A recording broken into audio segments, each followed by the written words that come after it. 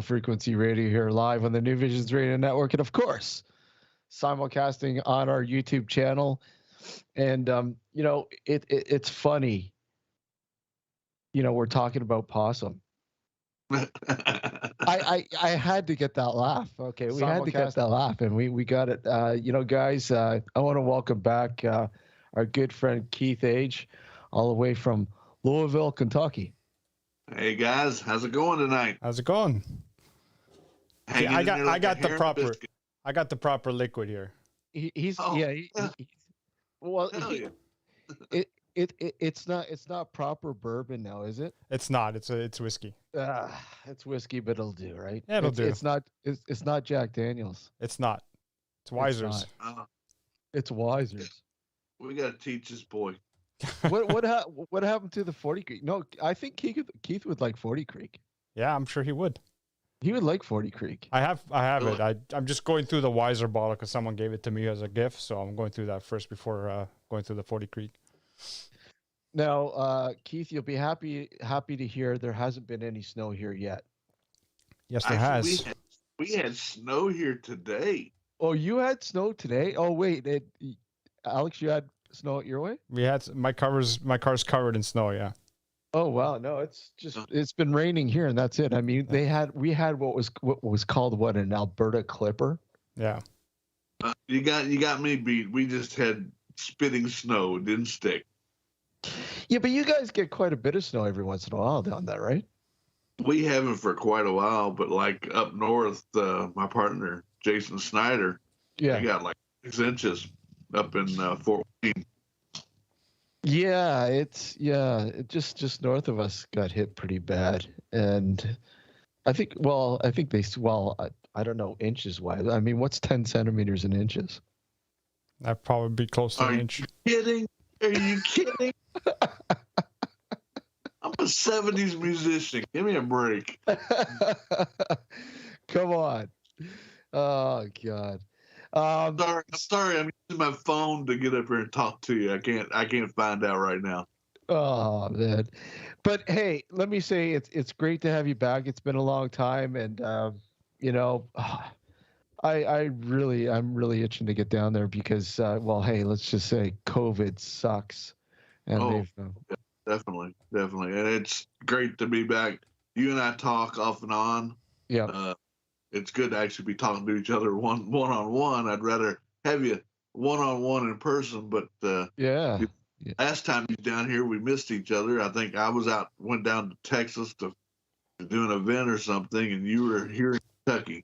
I was there in Kentucky. Actually, I was just really passing by. We were staying in Tennessee, but I said, "Shit, man, I got to see what Keith's up to." But yeah, you were in Texas. Yeah. You're in Texas doing the Texas Con down there, I think, wasn't it? Yeah, the Fright Con or something. I don't remember. It was actually the last time I was with Sid Haig before he died. Oh man, I love Sid. I love Sid. What a great guy. I got to hang with Bill Mosley a couple of weeks ago, so that kind of made up for it. Yeah, but Sid's one of a kind, man. He was one of a kind. He's just. What a character. Oh, yeah. Yeah. Yeah, and what you saw on screen, a lot of people just know him as Captain Spaulding, but Lord, he had a career of over, 50 plus years. He did shitloads. Yeah, it's Spider Baby's still one of my favorites. Oh yeah, always. He's up there with another guy that you posted a remembrance there, and that's Gunnar Hansen. Yeah, Gunnar Hansen, man.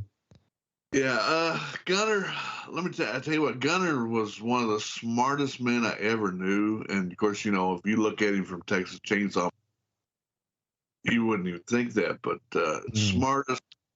I mean, been to his house plenty of times where, hey, are you hungry? Let's go outside. We catch lobsters, and pull them up outside.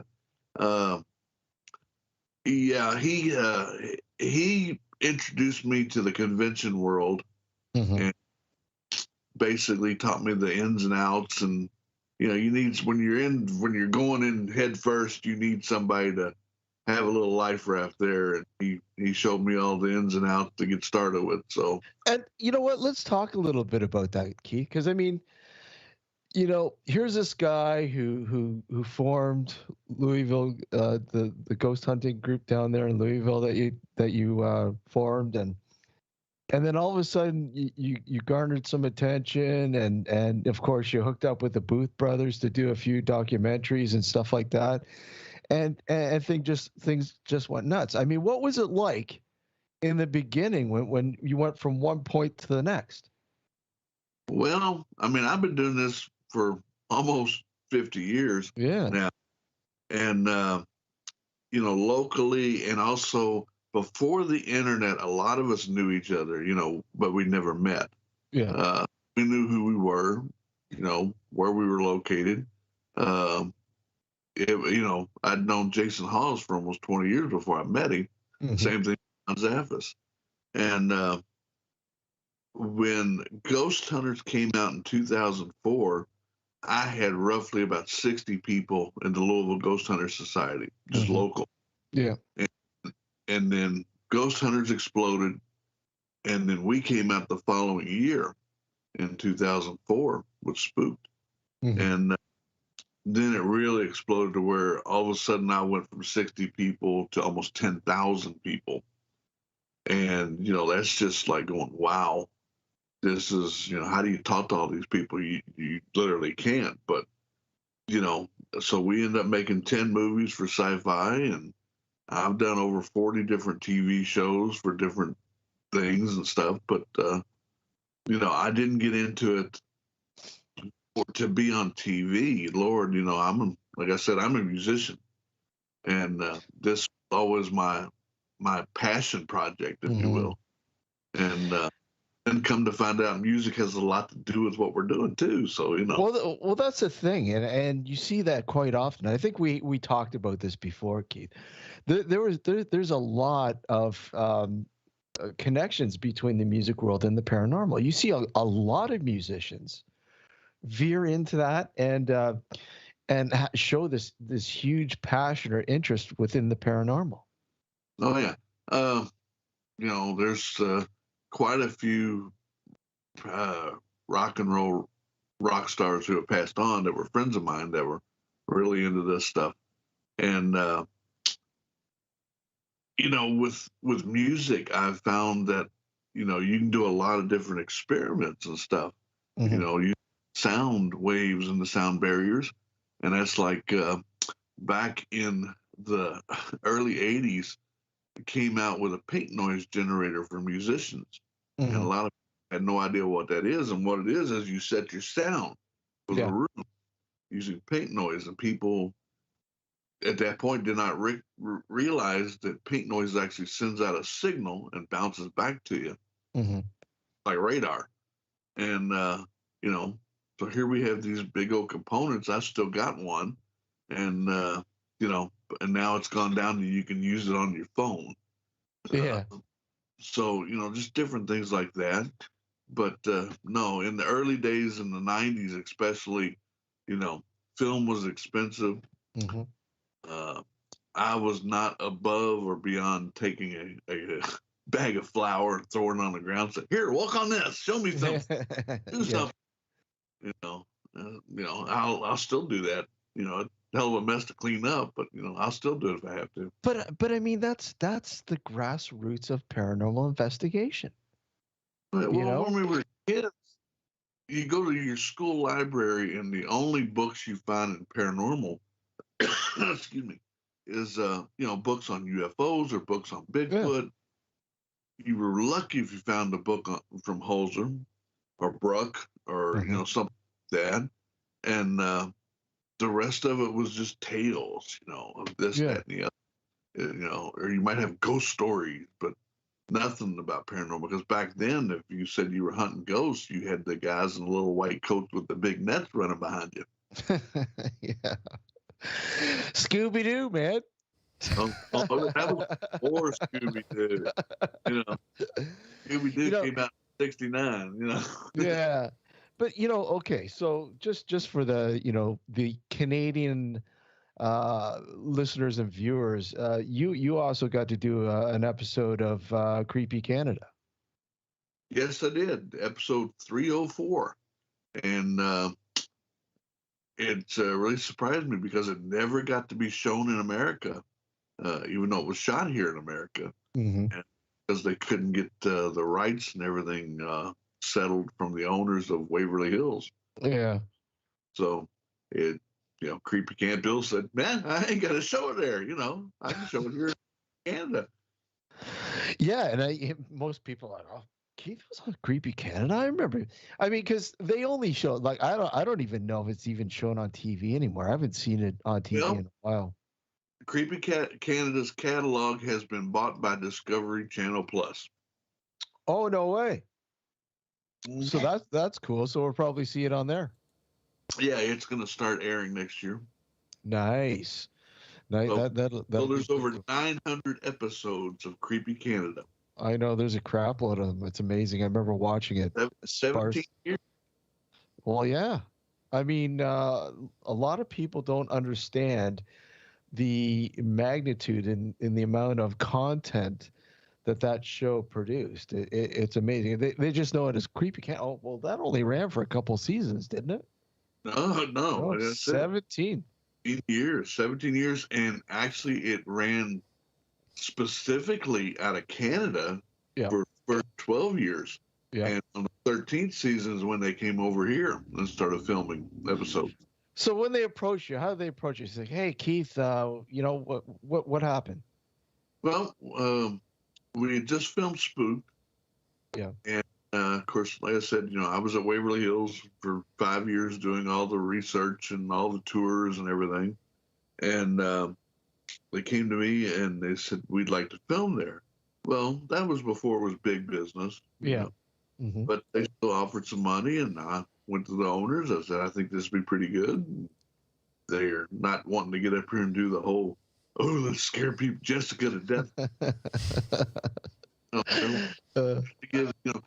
That's the cool thing about the paranormal from 20 years ago. Mm-hmm.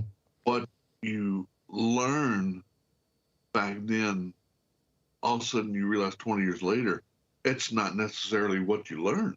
Mm-hmm. History actually does change. You find things that it's like Waverly, when we first started doing it, we found a document that said it was over 60,000 people had died there. Mm. Come to find out 20 years later, the document had a typo in it. Oh, wow. 6,000. Yeah.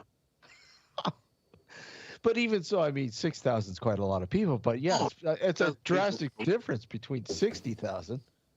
Oh, yeah. I mean, but then again, that was the last real epidemic we had until COVID, like you said.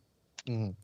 And, it just kills me. People are like going, I don't want the shot. I don't need the shot. And then I'm like, look, this is a worldwide plague, if you will.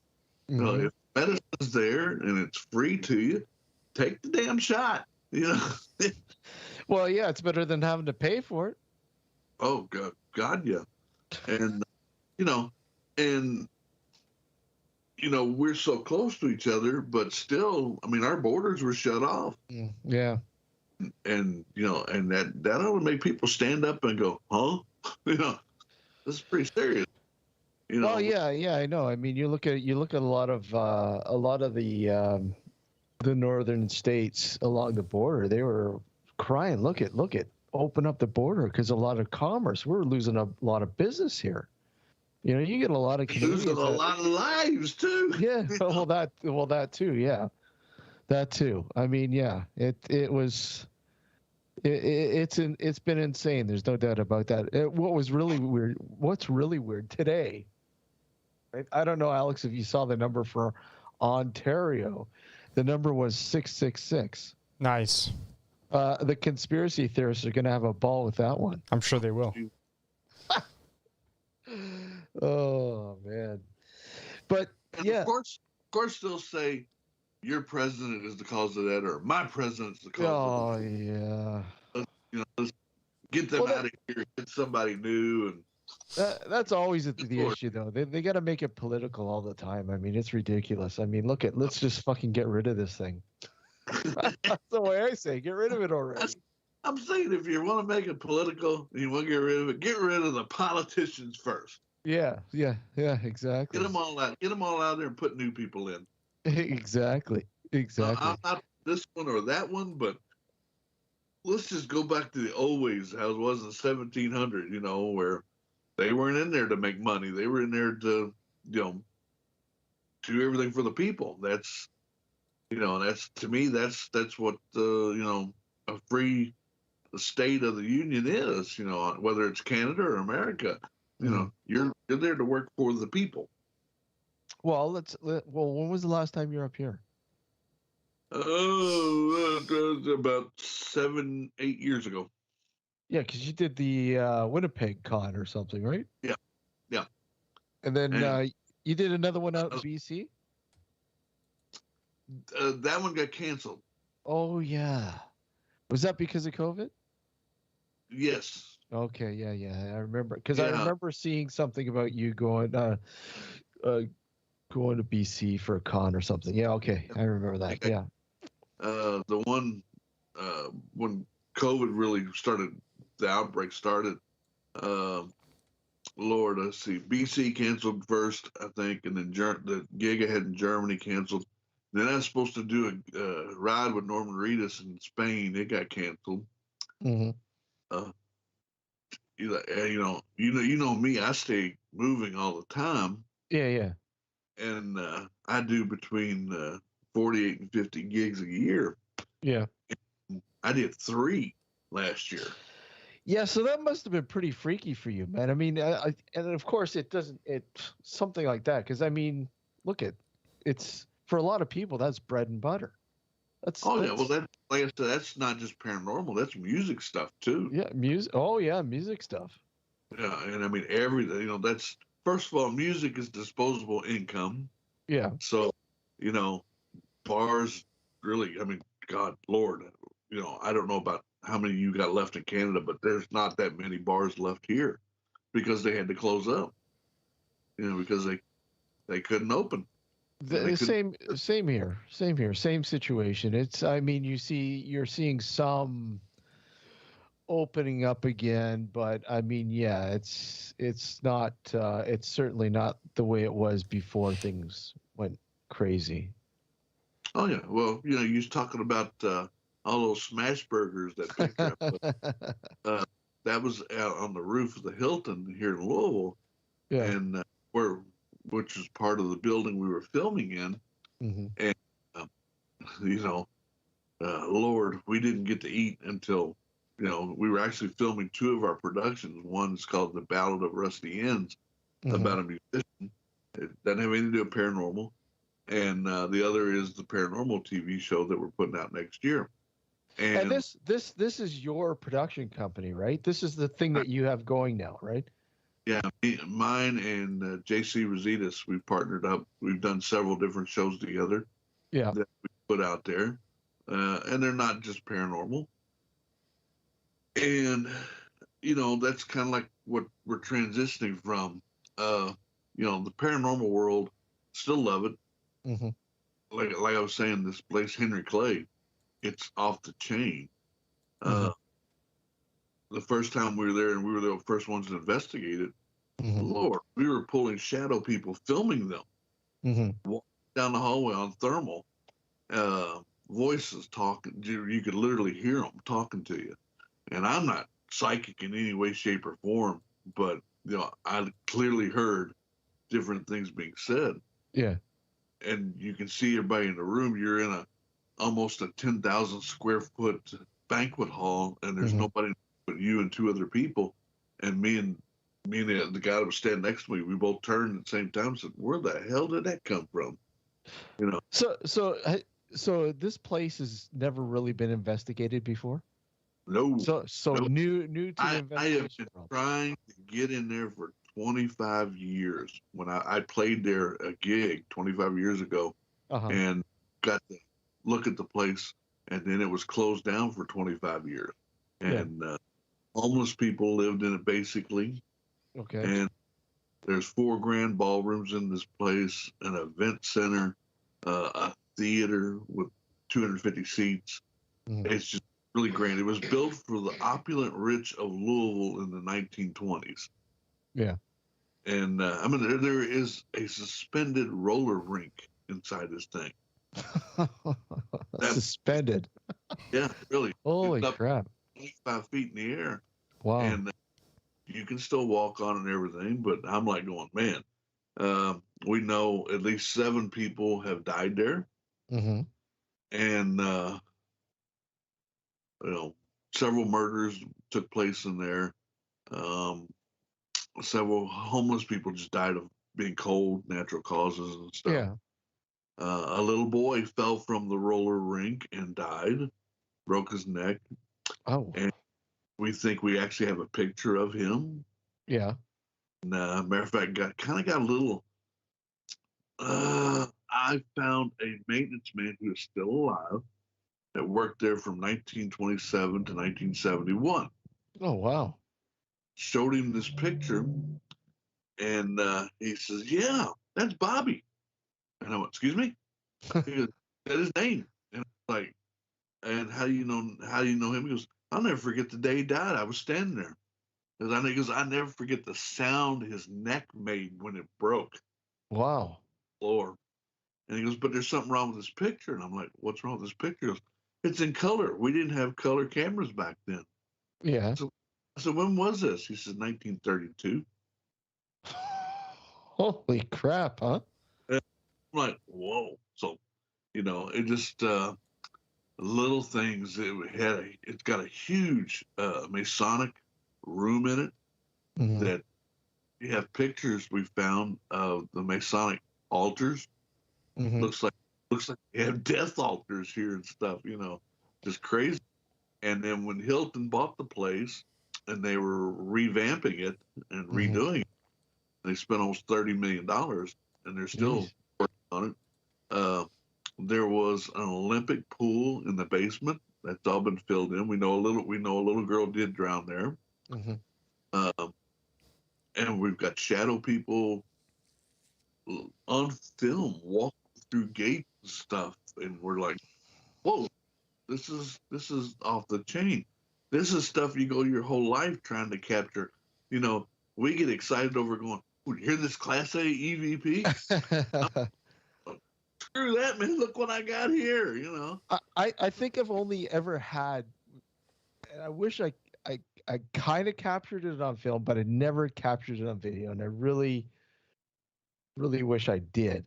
The only real time that I could say that I had an authentic encounter with a shadow person, and it's one of the weirdest feelings ever. Mm-hmm.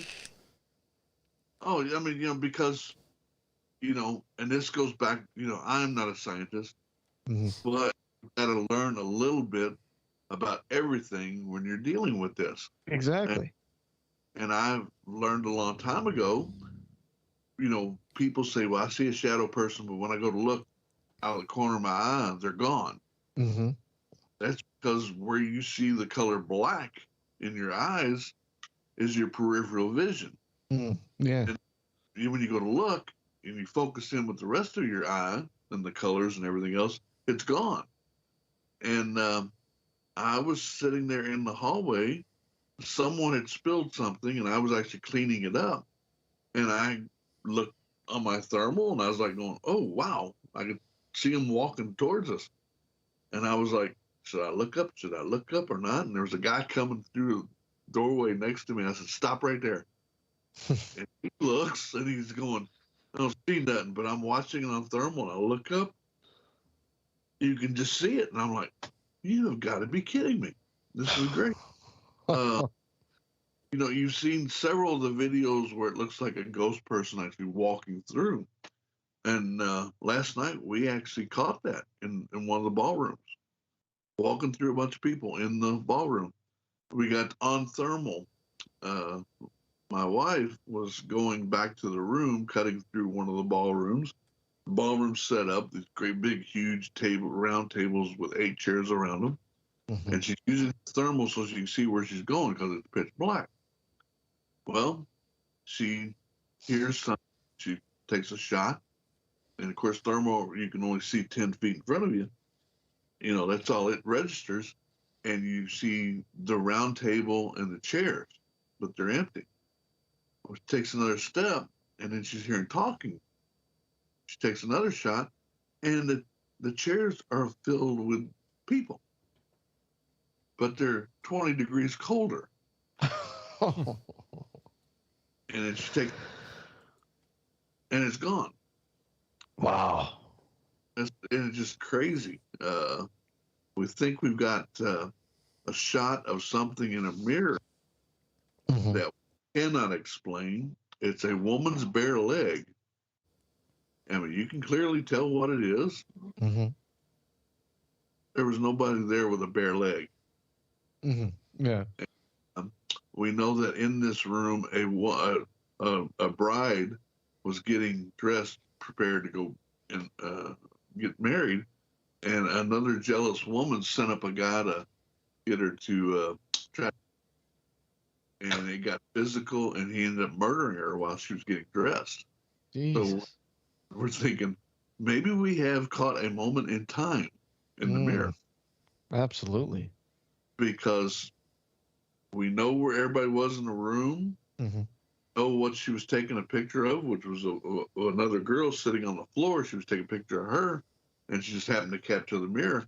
It's well lit in this bathroom. The one mirror, there's two mirrors, right and left. The one on the left is all lit up like it should be. Mm-hmm. And the second mirror is just, it's dimly lit from showing the other side of the room. Same carpet, it's still the original carpet. And you can see the now, and then what looks like then, looks like there's blood all around her on the carpet. Wow. I mean, that Yeah, you look at the newer shot, there's nothing there. it's intriguing, man. That, you know, the fact that how you explain it. You know, did we capture a moment in time in the mirror? That's incredible to think of it that way. Yeah, it's wild. I'll send you the picture, man. Oh, I'd love to see it, man. You know, you don't hear that too often, that somebody captured something in a mirror that could possibly be like a glimpse into something that might have happened. Yeah, I mean, that takes the whole residual idea a whole nother level. Exactly. Place. It's almost like a portal. Yeah, a portal. Are mirrors portals? Do they absorb? Supposedly, I don't even call this stuff ghosts anymore. We don't know what it is. We haven't even scratched the surface. I can't even. I don't even like using the word ghost anymore. I don't know what it is. I just, to me, it's such a dated term. Well, it goes all the way back to the 13th century. So I know. I try to find a good name for ghost now. It's hard. I don't know what it is. Well, we don't know what it is, man. It could be some little green men on a far off planet going, "What's this shit?" Yeah, exactly. playing tricks on us. Exactly. Eh? And hey, just go think. If that's the case, man, we're fools. Well, it definitely shows that we're not alone in the universe, Well, that too, and I mean, there's that tie. I mean, a lot of people believe that perhaps that ghost might be aliens. Oh yeah, I mean, look what the government's releasing now. I mean, there's a lot of people that, like we were talking about the conspiracy theories, but the government we've known has lied to us and withheld information about things like this. And, now we're getting video of, Navy pilots chasing things that they can't get near, and they're releasing it. And I dated a girl when I lived down in Florida. Mm-hmm. She had an uncle who was an ex-NASA astronaut. Yeah. And he wouldn't tell me what, but he's like, "Boy, He said, there's things out there that'll scare you to death. He says, you know, I can believe I still can't talk about them. He says, I legally cannot talk about them. He goes, until I'm dead. Yeah, I believe it. I mean, we have, you know, we seem to think that we have control of things. We have no control whatsoever. The shit that's beyond out there, we have no idea. We I have agree. no idea. Alex, you're being quiet. What's wrong with you? I'm just taking it all in. He's just taking it all in. Yeah, he had a burrito earlier, and he's a little too stuffed. Oh, yeah. I'm trying to mute myself whenever there's bowel movement happening. Bowel movement.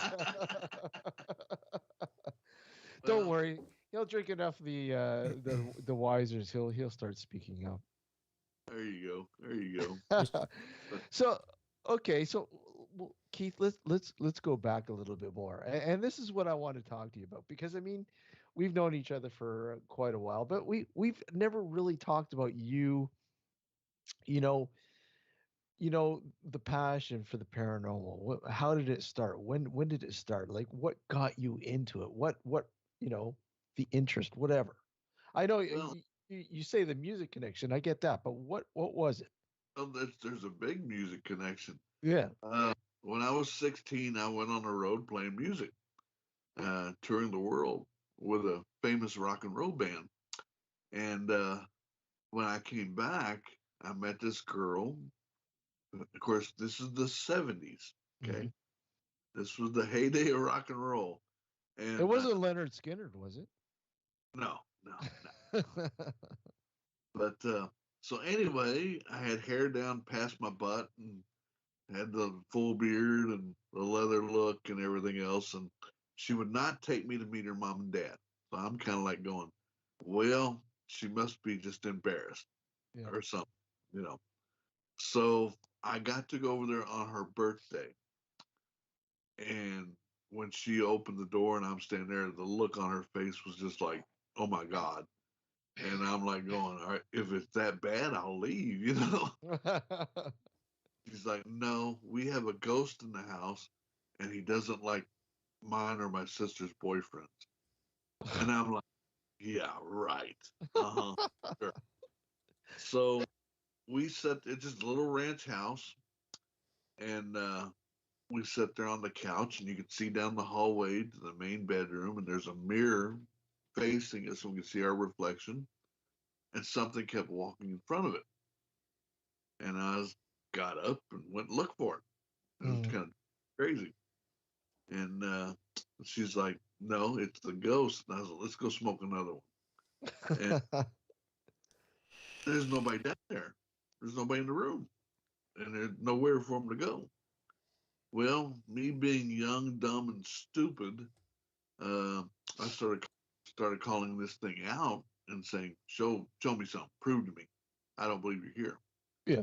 This went on for a couple hours. And then when it was time to leave, I went to kiss her goodbye. We were in the living room at the front door. And next thing I know, while I was kissing her, something just grabbed onto my arm. Wow. Tight. And I mean, you know me, I'm not a little boy.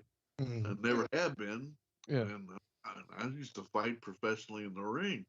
And next thing I know, man, I am flying backwards through the front door, through the screen door, and I landed about 6 feet out in the front yard. Wow. Okay. And I remember laying there going, trying to catch my breath and trying to feel what's broke, what's not broke, what's working, what's not working.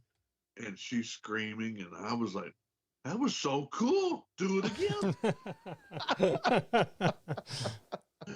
And then I kind of became like the adopted oldest son of this family.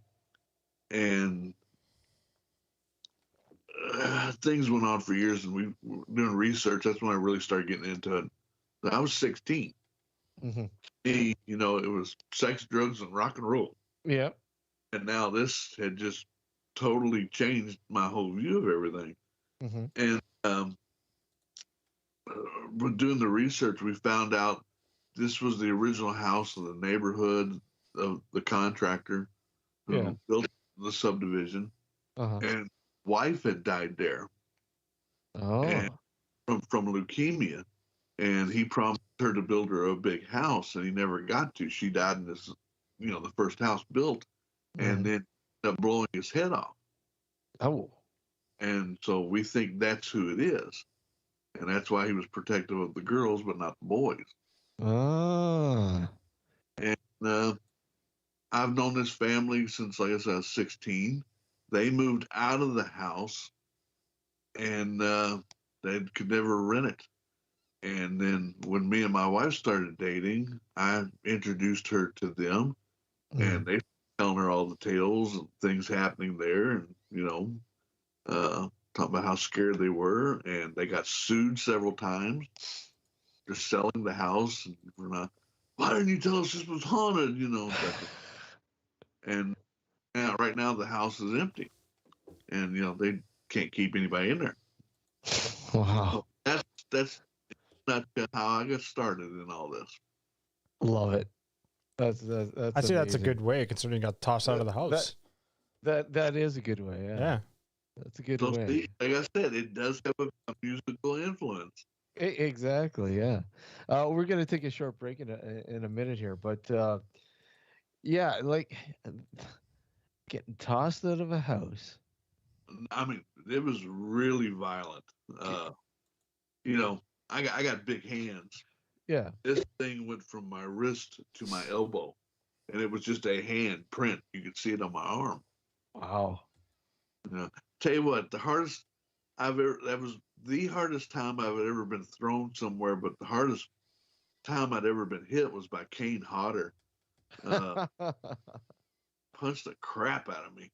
Yeah. And I stood there and took it, but I'm like, and that's one of the things that I always go to. I'm like going, that was stronger than Kane even ever hit me. And me and Kane joke and play around, stuff like that, and punch each other and do stuff like that. But like I said, this thing, man, was just out of nowhere and just had a hold of me. And next thing I know, all I was hearing was wood splintering and air. That's all I remember that until I hit the ground.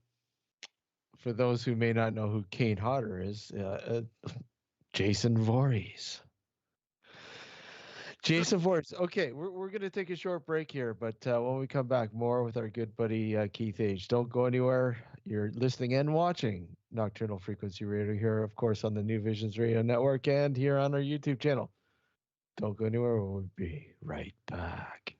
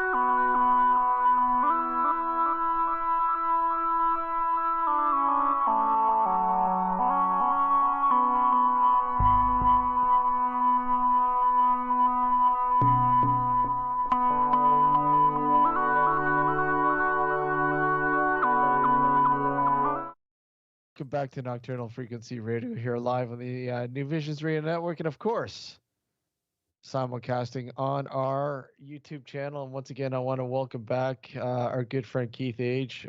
Like you said, it's been I don't know, it's been what, a couple of years? It's been longer.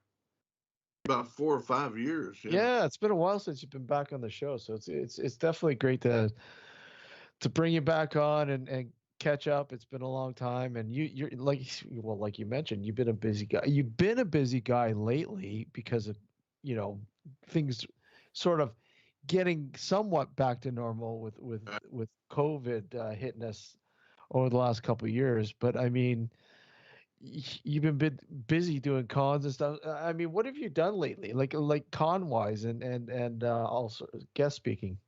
Lord, one of my cons that I put on is called non-con at Post Town Elementary, which is where we got married at. Yeah. And, that's a big one. And then the Mid-South, I've changed the name to Mid-America because I feel like it's run its course, and I've joined up with a national con called Fright Night Film Fest, and they go on at the same time, same place. I just did a lot of different places, like about 7 or 8 when COVID finally kind of eased its grip up a little bit. Yeah. Until I just did Scarefest 2 weeks ago, and that was my last one for the year. And I mean, you were, like you said, you were doing the Mid-South for many years, and it was basically the who's of the paranormal. Yeah, did it for 2 years. Yeah, I mean, you had. I was talking to somebody. They said, everybody kind of modeled theirs after yours. There's a to me, there's a difference between a convention and just a get together, if you will. Mm-hmm. A convention to me is one big party. Yeah. And that's how I always treated it. I treated it like a rock and roll show. Mm-hmm. When you're just having a conference, that's just people getting together and talking, and it's smaller. The convention is 3 days of just dealers and, having a 10,000 square foot space and, having bands playing and a little bit of everything, and it's fun. Everybody relaxes a little bit more, especially when the booze gets going. you need to do an international version and come up here and do one here. Well, I mean, I've done several in Canada. Well, I know you have. Just that the Canadian, they're just not as, approachable, or will come out and spend the money like the people will in America. They really, the Americans really want to have the big conventions and stuff. And like we were talking about with COVID, about gasoline and everything else, it really changed the landscape for it. Did, yeah. And so we've scaled back on conventions, because we don't know what we're going to get. So, like I was saying with the Mid-American Fright Night, we had Tyler Maine, and remember the movie Monster Squad? Mm-hmm. Yeah. We had all the monsters and all the kids. Oh, yeah. There, and of course I had Bill Chappell there, and the Booth Brothers, a few others. We only were shooting, instead of the 20,000 number that, the big numbers that we normally got, but because of COVID, we were only shooting for 2,500 people. Mm-hmm. Right at 2,700 is what showed up. That's we hit our numbers, but again, the great big shows, the Comic Cons, they're all down right now. Yeah. Everything, just all the big shows that, hit, 200,000 or 300,000 of people. They're down several 100,000 people, and that hurts, especially when you pay, A-list stars, those big. Well, yeah. It's scary, and hopefully, the new year we'll see things, get a little bit more better. I mean, I like to think that the COVID will run its course and, hopefully Yeah, things will be It'll be with us. somewhat be with us for a while, but, hopefully not as bad. Yeah, I think it's going to be with us for probably the rest of our lives, Hmm. some form or another, Hmm. and uh, you know, hopefully, it'll die down enough to where it can be contained. Yeah, and I mean, let's face it. I mean, this is something that, yeah, like you said, is this just the beginning? This could just be the beginning of what we know is. I know they've been saying for years, these super viruses are coming, and here we get hit with one, and bang, it crippled us. Like I crippled mean, us. what Everybody. 1.2 million people all over the world died Hmm. from it a Yeah. year. Yeah. You know, that to me, that's either hey, we need to really be watching, or that's somebody thinning out the herd. Exactly.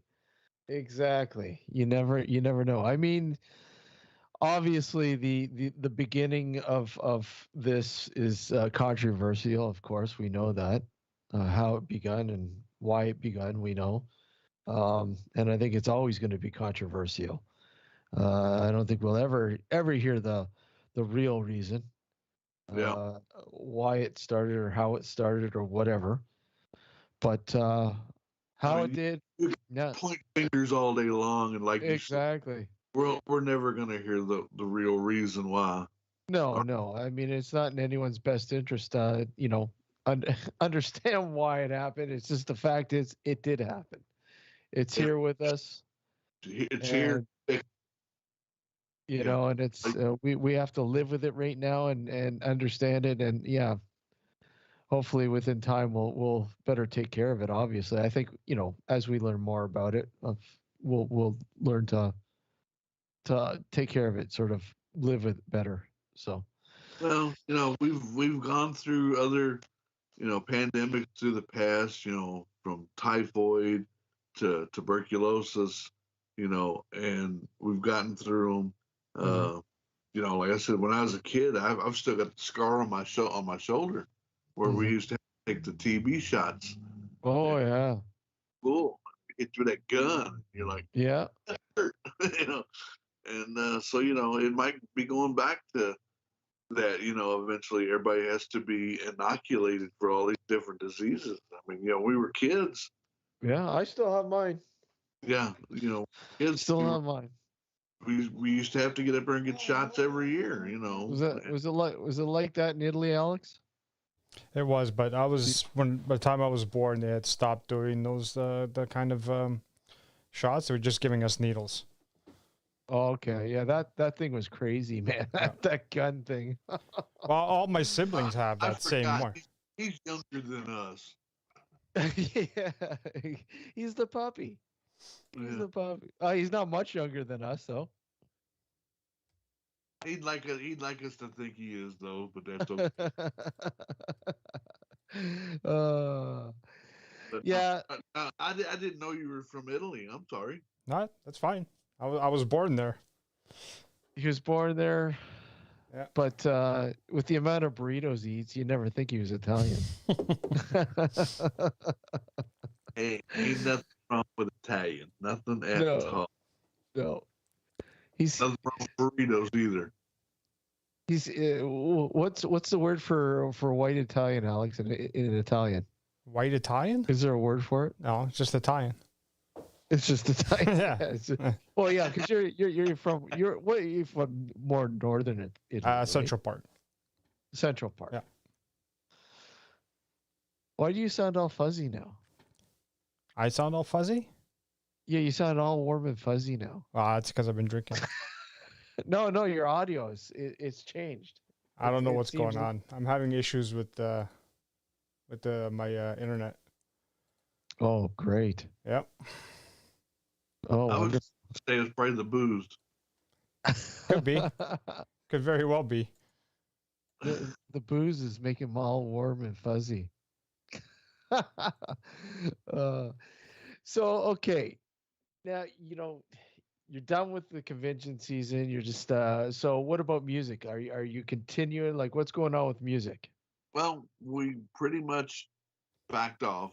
We got canceled on some really big gigs, Yeah. and we backed off for a year and a half. And our regular guitarist is retiring, and we're looking for a new one now. So we're basically starting over from scratch, and just taking our time because we're not in no hurry. So we'll see what happens then. But right now, I'm focusing on my production company, and Mm-hmm. which is Black Leather Productions, and it goes back to the old porn mustache look. That's what I was thinking. And like I said, my partner JC Rositas, we've got 3 productions in line right now. The next one we were hoping to get started this month, but because of COVID and several other things and personal issues happening, we've had to we're going to put it back a little bit after the first of the year. Is a new documentary on the Bell Witch called Bell. It's funny. I was just gonna say you've got something down the pipelines with a good friend, mutual friend of ours, Pat Fitzhugh. Oh, yep, Pat Fitzhugh. And like I said, we're going to start on that basically after the first of the year. And with the Ballad of Rusty Ends, we shot a lot of it over the weekend. Yeah. And Rusty, like I said, is a local musician who, I mean, God, he's played with the Shirelles, B.B. King, a lot of different people. And around here, everybody knows Rusty, and he's just a constant guitarist. He actually taught me how to play when I was a kid. Yeah. And, so we were having a lot of fun doing that yesterday, and got to record him and Dave Zernheld, just the two of them playing acoustic basses and guitar, and it just sounded awesome. And I was like, wow, I'm 10 years old again. This is the guy that I still have a problem playing music in front of Rusty, and even though I played on stage with him, you know. But there's been a lot of musicians. Louisville had a just thriving music scene in the 70s to about the 90s. Mm-hmm. And we had a guy named Wayne Young come in and talk about it. He played with Rusty all through the years and everything. And Wayne Young was with a band in the 60s called Soul Inc. Mm-hmm. That a couple of hits, and he's still knocking around playing. So, that was the major part of the filming yesterday. And of course, when you're filming, it doesn't go by the timetable you set. And we didn't get to eat till almost 9 o'clock at night. And Yeah. of course, then we got the second crew coming in for the Bourbon Spirits TV show. And, we were like, they're like, we're hungry, we're starving. We're like, we all ate 10 o'clock in the morning. So luckily, like I said, Hilton took care of us. That's nice. That's cool. That's good. Yeah, that's neat. I mean, I can only imagine the kind of music scene that Louisville had. I mean, I mean, it, you could go almost anywhere. There were so many bars. You could play 5 nights a week. yeah. And, the generations, Rusty's generation to mine, like I said, his started in the late 50s, the 70s. Mine started in the late 70s. Mm-hmm. If it wasn't for him, I wouldn't have toured all over the world because, and I teach just like he taught me, people that want to learn from me. And, if it wasn't for him, like I said, I wouldn't have played with people like Ted Nugent and Johnny Lee and Glenn Campbell and the Kentucky Headhunters. We all grew up together. We still play. Oh yeah. So, Very familiar with the Kentucky Headhunters. oh yeah. Matter of fact, Richard Young, the other singer for the group, they had a place called the Practice Shack. Yeah. And I hadn't been out there since I was 15, 16. Yeah. And the CW, about 10 years ago, Mm-hmm.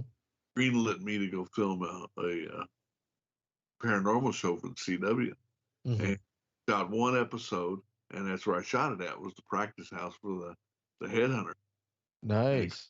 And he always told me this place is haunted, and it was built back in the mid 1800s, and it was given to them by their grandmother, the boys, so they could practice. And sure enough, in one of the rooms, there's just things hung up on nails. There's even an old Chesser record of Elvis Presley worth about 50 grand. Jesus. A nail just nailed to the wall. And as they're walking around, they're like going, man, this is music royalty. I was like, yes, it is. And they're going, there's your picture of you. I was like, yeah. I said, I was 14. And poster, music poster. So, it just a lot of fun. Music's always been fun for me. Yeah, I mean, it's the fact of creating it and playing it. It's creating it's one thing, but to play it in front of people, like you said, in a live venue, is a totally different monster. And it's really sad to see a lot of these bars and clubs closing down. You just don't. Live music just seems to be a thing of the past almost in certain aspects. Well, that's one of the things we had Rusty talking about, from his generation to mine, and then the generation after mine. That I've run a lot of gigs and stuff, and had places where I've had music, and what I call kid bands. They're just a that's all. They get up here and play 3 or 4 songs, and then the band behind them doesn't show up, and you go, can you play just a little while longer? And they're going, well, that's all we know, but we got a record deal. And you're like, there's, a record deal is nowadays is somebody's basement that they're recording on an SD card, Kind of sounds like that's all changed too, yeah. It kind of sounds like the paranormal world too, now, doesn't it? A little bit. Well, yeah, it does.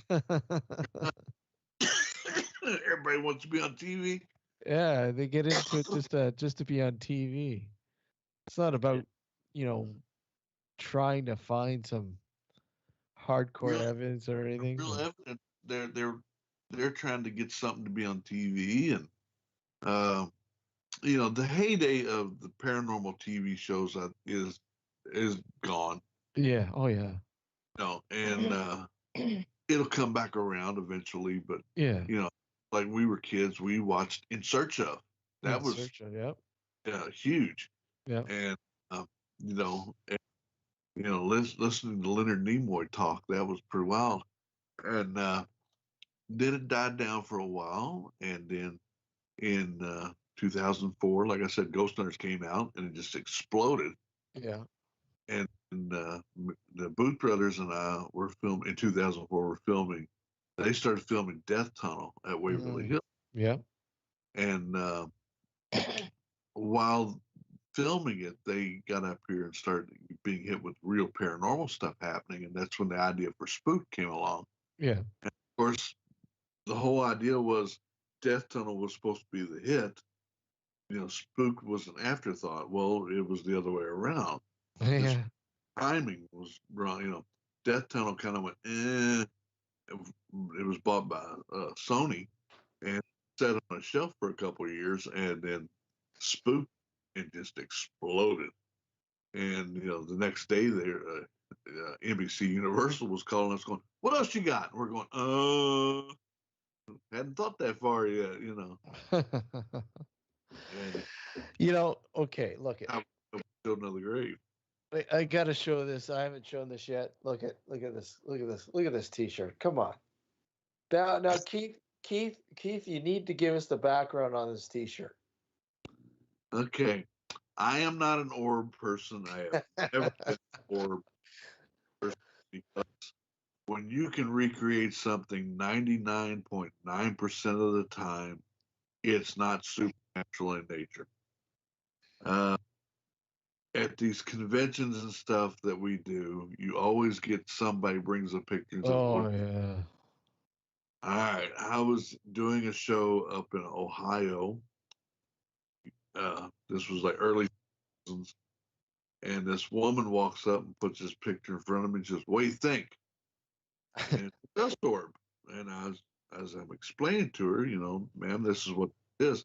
She goes, that's my dead Aunt Petunia. Never forget the name Petunia. Yeah.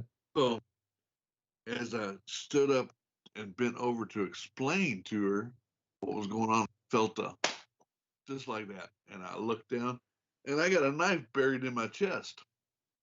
Whoa. And it was a 2-inch by 8-inch knife. And she jammed it in so hard, it jammed into my shoulder socket. I couldn't move my arm. Jesus. Only woman I've ever hit in my life. And I'm standing there trying to pull this knife. Troy Taylor and all of them were there. And they're going, sit down. Just sit down. Sit down. Holy. So she spent 17 years in jail for attempted murder. So that's kind of where that whole idea of that shirt came from.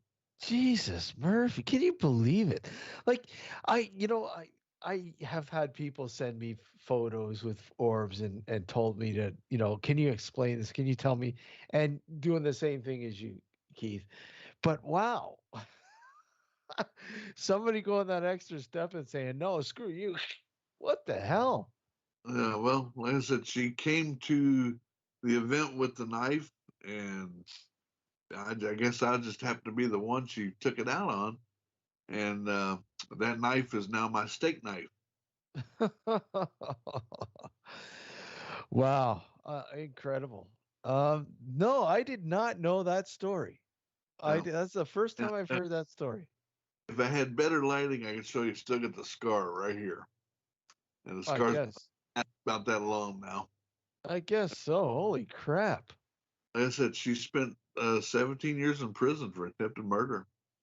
So when somebody comes up, so when a female comes up to you and says, it shows you a picture of, are you a little bit more cautious in your answer? Or... No, I'll still tell them what I think. Yeah. I'm looking to make sure there's nothing in their hands. Yeah, exactly.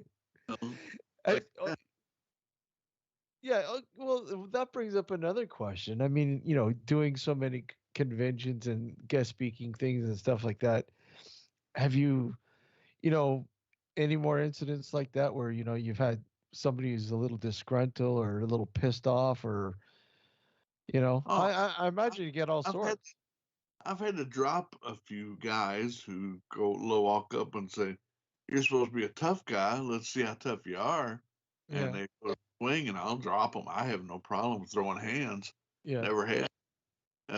Like I said, I was a boxer, PKA karate when I was early teens, and Yeah. I fought heavyweight. And the biker look is not a look. It's a way of life, and I'm a musician biker first before anything. So, I might be older and a little bit slower, but throw at me, I'll have fun. Let's talk about there was a sort of a pause, a moment when I know I was afraid. I mean, you were down for the count for a bit. I've had 6 heart attacks, brain surgery, a stroke. Yeah.